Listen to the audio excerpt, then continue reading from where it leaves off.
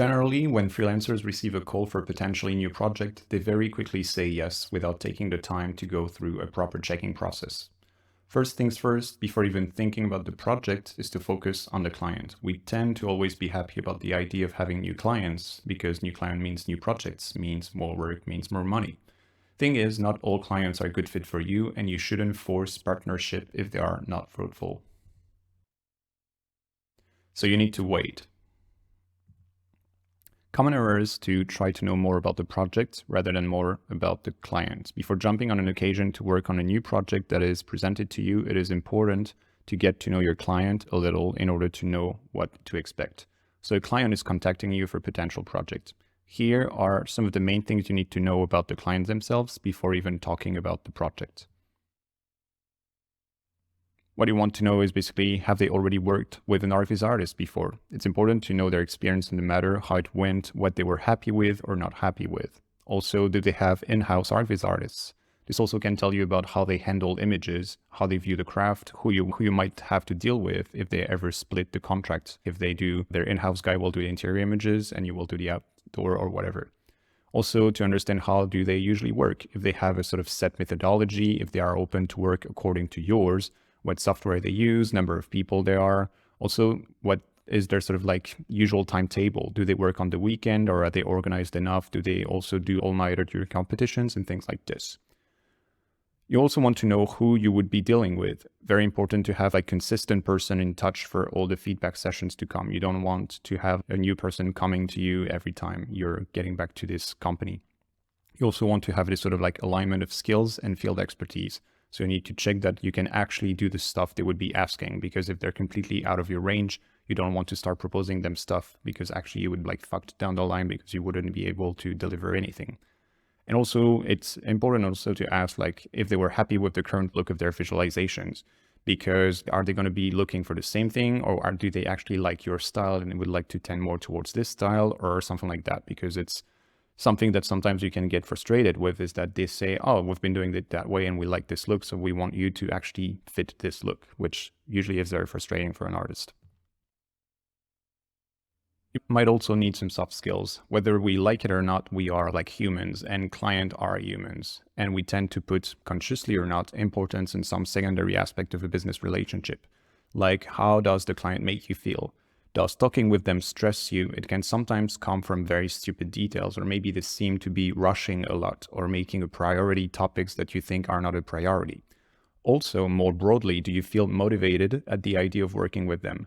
While I think any project can be interesting, not all clients are motivating and fun to work with.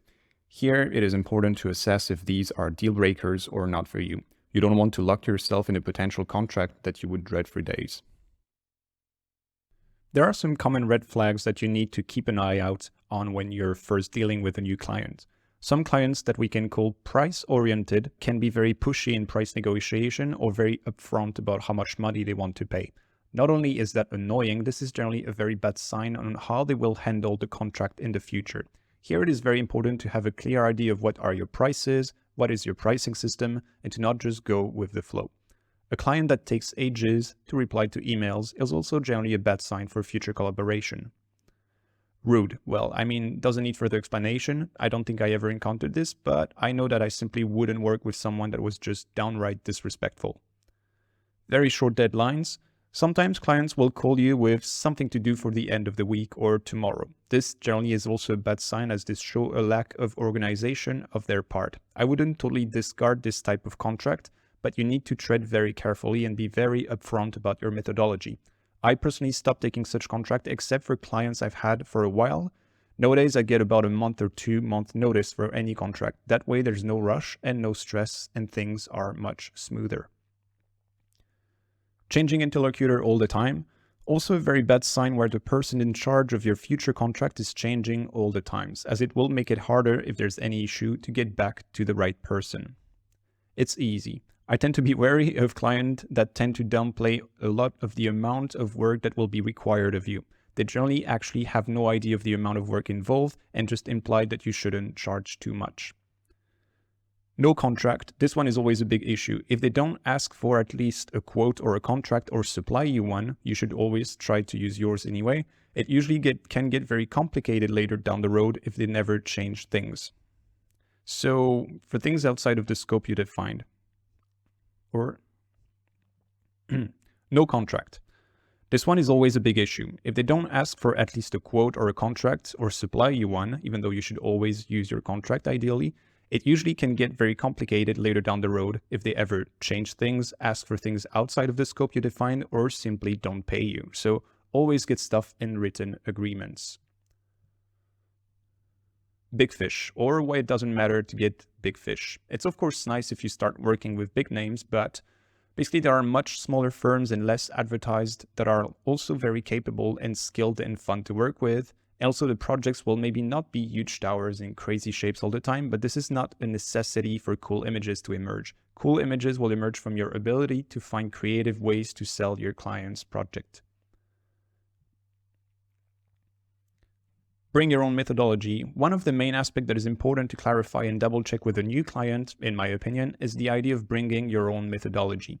You don't want to be a simple cutout pusher in Photoshop where the client decides of everything. You need to have a proper say in everything related to visual and explain to them your methodology and get them to accept that this is how things are going to go. We'll see in Diamond 9 the process I use and that I'll propose you to use, but whatever process you prefer to use, it is paramount that you make sure your client understand that this is what you'll stick to and that the quality of your output is directly dependent on this fact.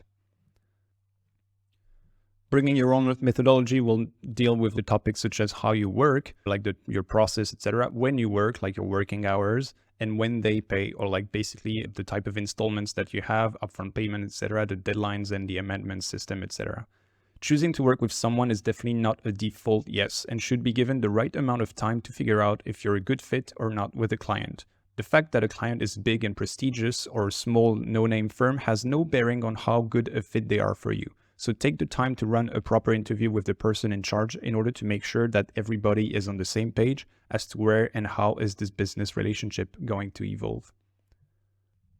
Remember basically that not all clients are a perfect fit, and it's actually fine like that. It doesn't matter if you're actually better suited to work with like smaller firms and make like simpler projects, or if you're actually better suited to work on just skyscrapers and stuff like that. What matters is that you need to be like feeling comfortable working with that client and that you need to be enjoying your work. But there's really, as I said earlier, many ways of making your job enjoyable, whatever the subject you're working on.